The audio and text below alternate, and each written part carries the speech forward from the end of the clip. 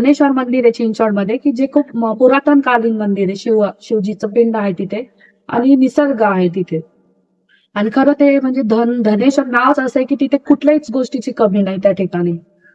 तर रोज जाऊन तिकडे जल अर्पण करणार. एक दिवस असं झालं की मी देवाला भांडू लागले, की मला माहिती नाही शिवजी, की आज तुम्हाला माझ्यासोबत घरी यायचंय. मी तुमची साधना करते. निस्वार्थ मी दिवस रात्र तुमच्या ध्यानात आहे. आज मी किती दिवस झाले अन्न नाही खाल्लं. मी तोंडातून काही वाचा काढली नाही. एक लवंगचे 2-3 तुकडे मी तोंडात ठेवायचे, की ज्याच्याने मी सारखं तोंड उघडणार नाही. आणि मग म्हणजे की साधनेमध्ये जेवढं मौन असतो माणूस तेवढं देवाशी कनेक्ट होतो.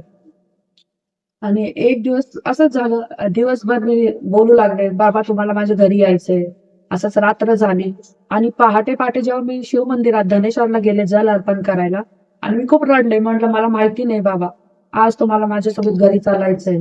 आणि मी हे जिद्द करते, मी जिद्द करून बसले तिकडे.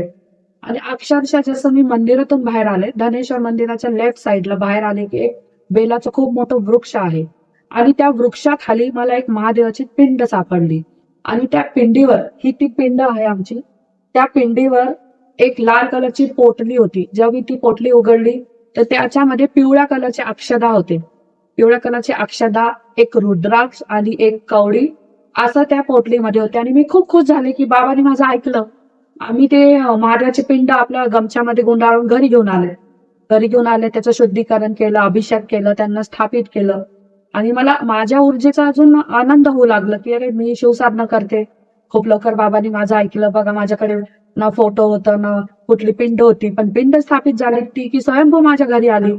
आणि तो दिवस आहे ना आजचा दिवस आहे. मी धनेश्वर मंदिरात कधीच गेले नाही, कारण मी तिकडनं निघताना बोलले होते, बाबा तुम्ही माझ्यासोबत आले, मला आता इथे यायची काही गरज नाही. आणि मी घरीच त्या शिवाची पिंडाची पूजा करू लागले. आणि एक दिवस असं झालं की मी म्हणलं की बाबा जर माझी साधना जर खरी असेल, सत्य असेल आणि तुम्ही इथे स्थापित आहे, तर एक दिवस माझे गुरुजी तुमच्यावर येऊन जल अर्पण करणार.